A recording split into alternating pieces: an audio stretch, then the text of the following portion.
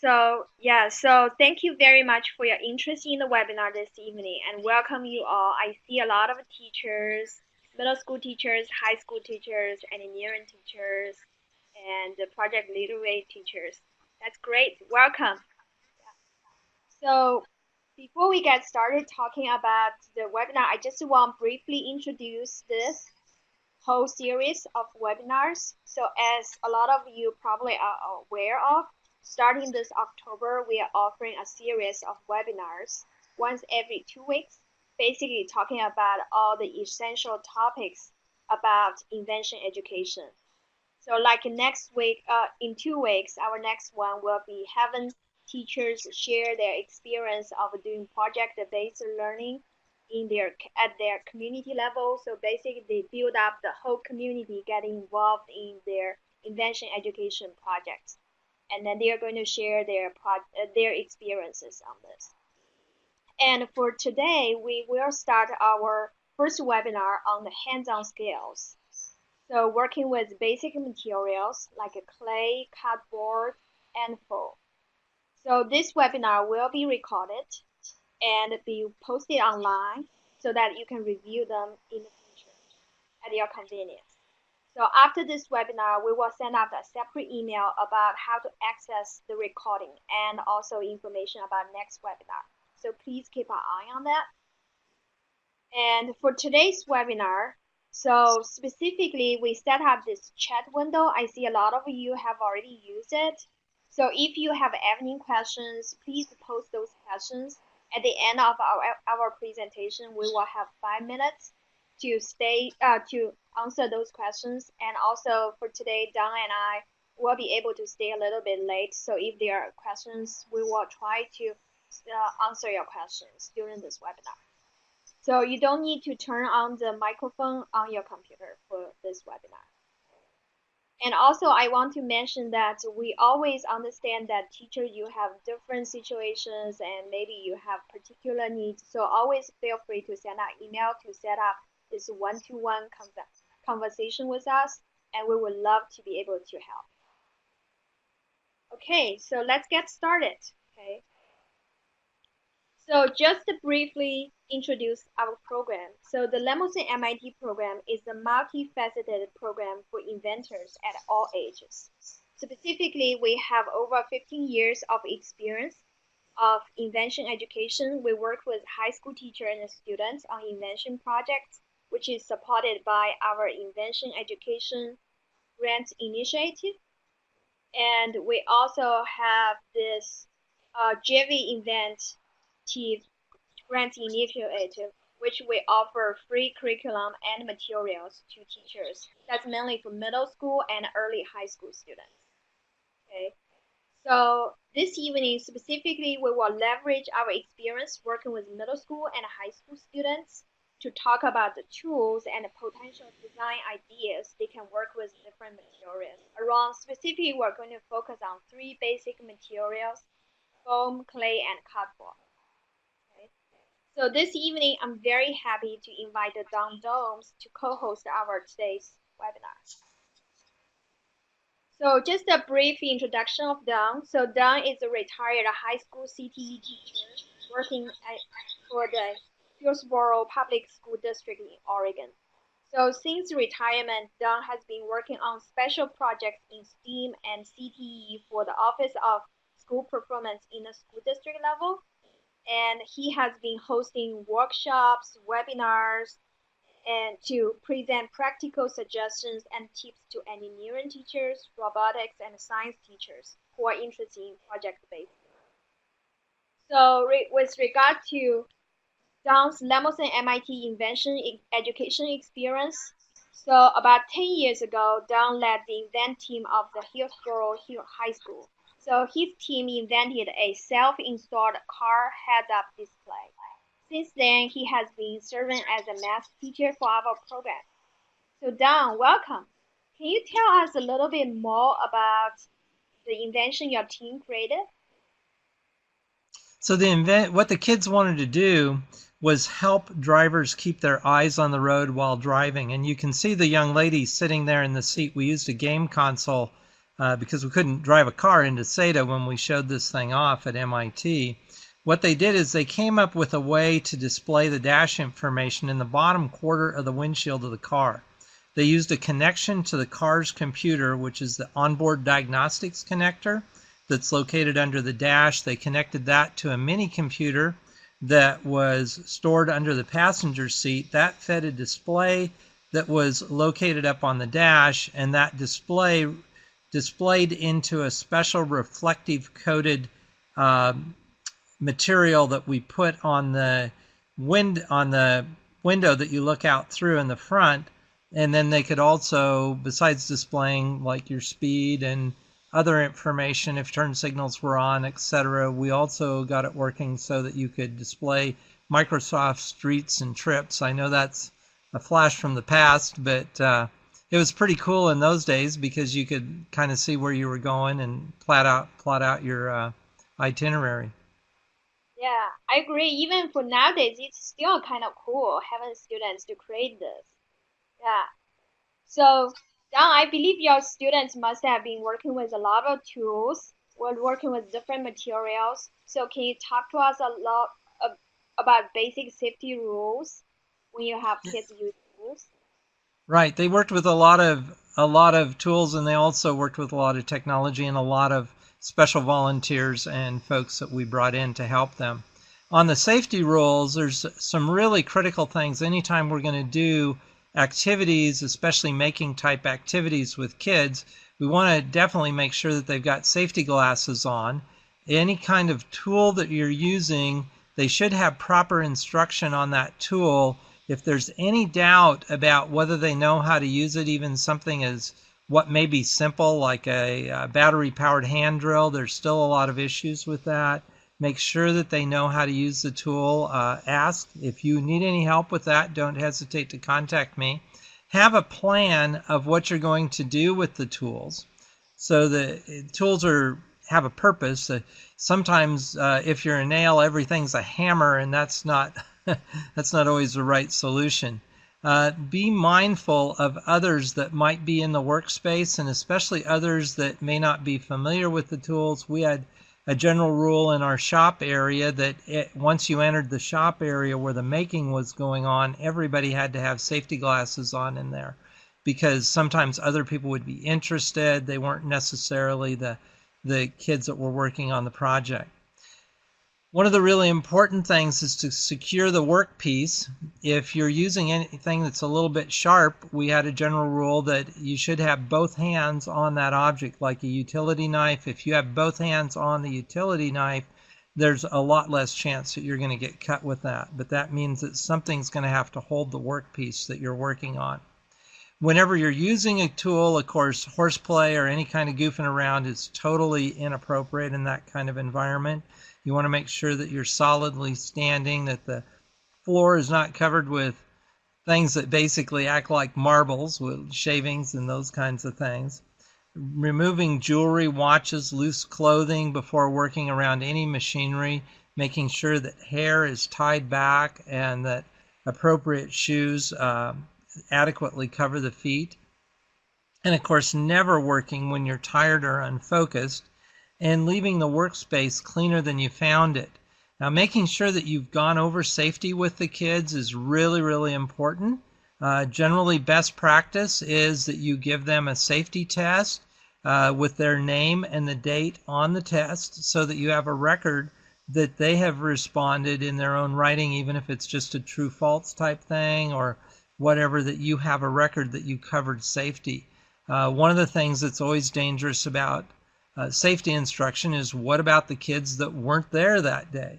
And you're going to have to do makeup with them, and then having that safety test where you've got a document from every single student in your file shows due diligence on your part.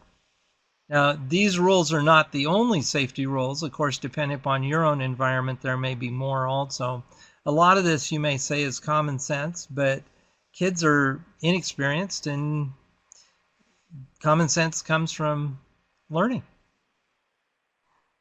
Yeah, that's great. Yeah, Don, this is very, very important, especially when kids work with tools. the safety rules is definitely the most important thing for them. Yeah. So now we got all the tools and we got the workstations. So let's see, this is a picture of my workstation and I set up a quick poll. Can you quickly vote? What do you think this workstation looks like, yours? How is it similar or cleaner or even nastier? Yeah, please cast your vote there.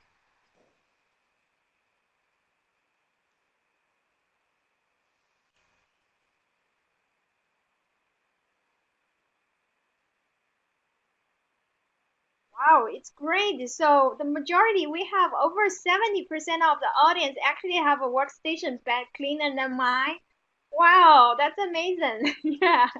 So you guys have already done a good job in terms of how to store the tools, and then make the workstation much cleaner. Great. Yeah.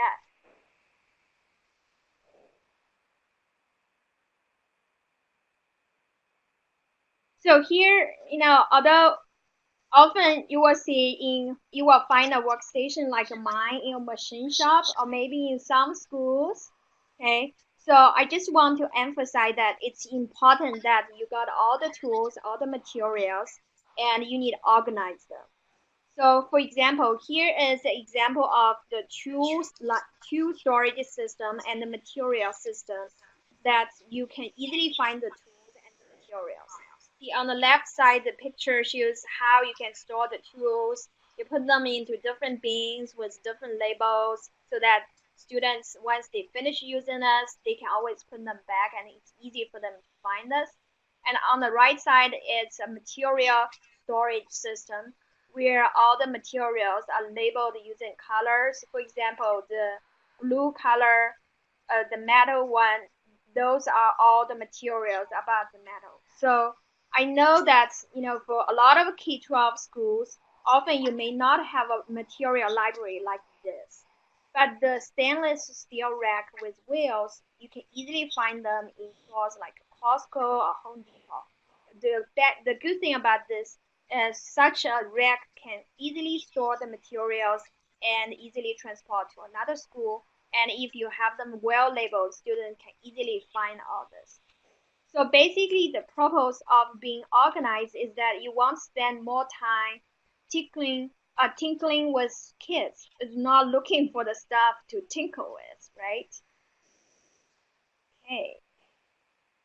So next, it's about the materials we're going to talk about. So Dan, can you talk about these materials?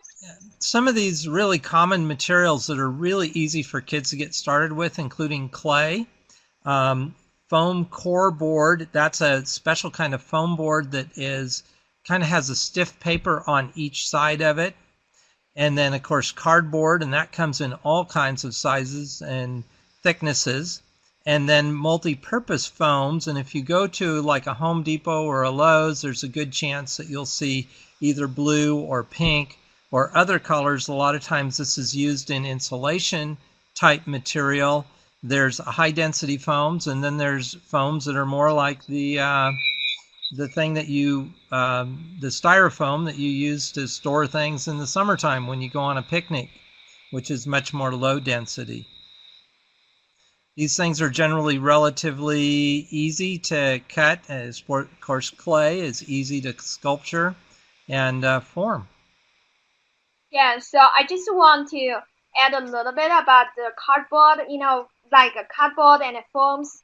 Don't just mention about it's very easy. You can find this in kind of hardware stores. But also, I want to encourage you that, in a lot of schools, check out the recycle bins.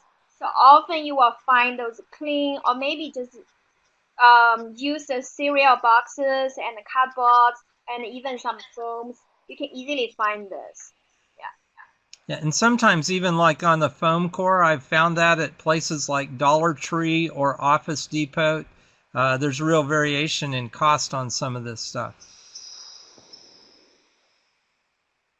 So in this picture here, you can see in the top the JV Invent teams. That first picture on the left is a model of a shoe sole, or actually the bottom of the shoe. That's a model that was done in clay. And how to do all of this is in the JV Invent Team Shoe Soles Guides. And you can see there are students working on modeling different types of shoe soles. Then if you look in the lower left-hand corner, it says Reynolds Advanced Materials. So what that is someone made a model of that head of apparently a Greek from antiquities or something, and they essentially put that inside of an area that they could pour silicone all the way around that. And then what they've done is they've split that silicone down the middle, and they're bending the silicone back, and they will take that clay model out of the inside, and then you can pour special materials inside of the silicone mold and create additional copies of the same model. And that's also done in the shoe soles invent teams guides, as well as things like model railroaders use some of this kind of thing, etc. The Making Society one, that's a mock-up of a small car, and that's all done in clay. Yeah, so clay is really a great material so that students can start exploring what they really want for their invention devices, or what they want their final product would look like. And also remember clay is kind of familiar to kids. When they were young, they play with Play-Doh, and so they are very familiar with this kind of material. And often in arts classes, they use clay a lot. And actually, one of our previous high school teachers actually just told us that, when you work with clay, you just give kids the clay. You don't need to give them any specific instructions. Kids know immediately how to proceed with it. So, yeah, so these are just clay is a really great material, and you can easily try it, and the kids wouldn't have any problem working with this. Next is Don. Can you tell us more about what kind of tools can work with clay? Yes, and anytime you're going to work with a material that might have a dust component or something that would come off on the skin, you want to have some kind of gloves. And nitrate, if kids are allergic to latex, you got to be a little bit careful with some of that, but having protective handwear. The top tools in the picture that are blue, those are plastic tools, and those are made for basically sculpturing and removing material.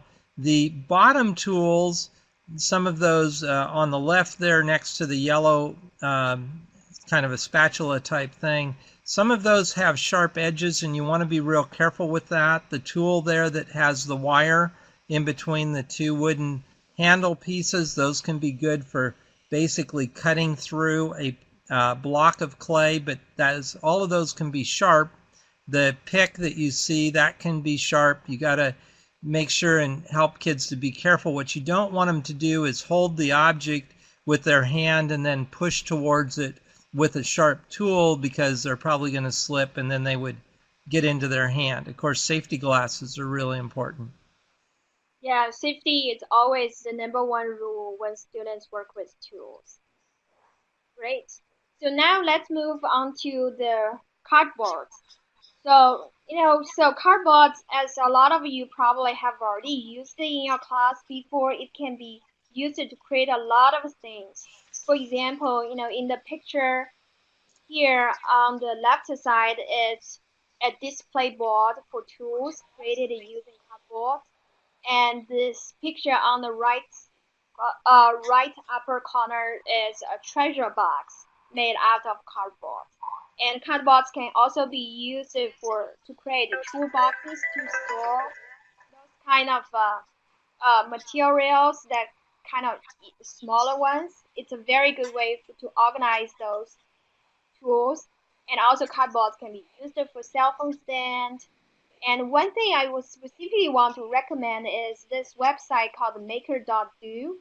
So it's a great website, offers about instructions, design ideas, and also they create kits and including tools to help students work with cardboard. specifically their tools are easy and kind of safe, especially even elementary students can easily use their tools. So that would be great recommendation for this. And also just to move to a little bit more creative or kind of more extreme examples of creations using cardboard. On the left side, this is a dragon made by cardboard. This is created by MIT undergraduate students. You can see that it includes all the details like the wings and the teeth and all this. And at the same time, you need to remember, so this doesn't need to be MIT undergraduate student to create this. So on the right side, it's a gumball machine made by a little boy, an 11-year-old boy called Sebastian. And he used cardboard and using these beads to create this gumball machine. Yeah, so those are really examples that you can imagine having students, yeah, showing students examples will inspire them to use this material. So next, John, can you talk a little bit about the tools for cardboard? So really common tools for cardboard and for foam board. Of course, the tool on the far left is there's a square there also laying on top of that cutting board, but there's a rotary cutter, and of course that blade is really sharp, and then your standard utility knife, and that blade is really sharp. Scissors, if the points are not too sharp, oftentimes are easier to use without worrying about as much safety on that. And then there's also safety glasses there. Now, down in the lower right-hand corner, there's, of course, Elmer's glue, but that takes some time for that to cure. And then also there's a glue gun, electric glue gun, and of course it has a cord, and you've got to watch out for entanglement with that cord, and you've got to have electrical connection available. And then you'll notice there's a bag of glue sticks there. Anytime you're going to use glue guns, you want to have a lot of glue sticks available. Tape can also work, and at the make.do that we saw earlier, they've got a special little device that will kind of screw into cardboard and hold the cardboard together that's reusable. Yeah. Okay, great. Yeah, so now let's move on to foam. Yeah, I see we have only about 4 minutes left, so we got to talk quickly. Yeah. So foam, because of the nature of being lightweighted, so this can be used to create a lot of prototype design. For example, on the left side, the creative design to design a car, basically using the power from a mouse trap. So you can see here, students are using the CD, the wheels, and they're using the foam to create the body of the car so that it can be lightweighted and can easily go. Yeah. And on the right side is an example of using foam to create an airplane, and it's connected to a motor. And this, again, because it's lightweighted, it can float. So here, Don, can you also briefly talk about the tools working with foam? Yes, and foam used virtually the same tools as cardboard. And then in the on the right there, you see what's called a hot wire cutter. And at the end of that yellow protrusion at the top of the picture, there's actually a wire that goes down through that device, and then it uses electricity, and that wire gets really hot. And with the high density foam, like the pink foam or the blue foam, and even styrofoams, that hot wire will just slice through it and make very nice cuts. Now, not all schools have these, of course, and if there's also some portable ones. If you look on the internet, there's a variety of options there. Of course, safety with all of these is really, really important. And Helen, you're going to talk a little bit about Josh Ramos videos. Yes, so I just want to mention that so if you are not sure about how to work with foams, cardboard, and even all these kind of materials, so on YouTube there's this YouTube channel. Basically, Josh Ramno is a previous MIT undergraduate student, and he created a series of YouTube videos about how to work with all the different materials, what kind of tools are related, and what kind of tips and he can offer. I would really suggest you to check there. those videos. Yes, and of course, be careful for safety. Again, if the kids have on any kind of cutting tool, if they have both hands on the tool, then there's a lot less chance that they're going to get hurt. If they try to hold the object and then cut towards themselves, that's a real no-no. Yeah. Okay, so Don, can you quickly talk about the resources, and then I will try to quickly look into the questions, see how many we can answer. Okay, and you can see here these links, of course, to the Lemelson-MIT Program, and then the Invent Team's national grants, where we give up to about $10,000 to about 15 different high school teams that do invention projects each year. And then the JV Invent Team curriculum materials are outstanding resources and cover a lot of the things that we've covered today. And then the Inventor Archive, and you're welcome to check out these links. Also, there's other resources like Science Fair, Central Instructables, Kane's Arcade, the How-Tunes. There's, for those of you that want a book, there's books. There's, of course, a lot of things on YouTube, etc. But you've always got to watch out. Just because you see it on YouTube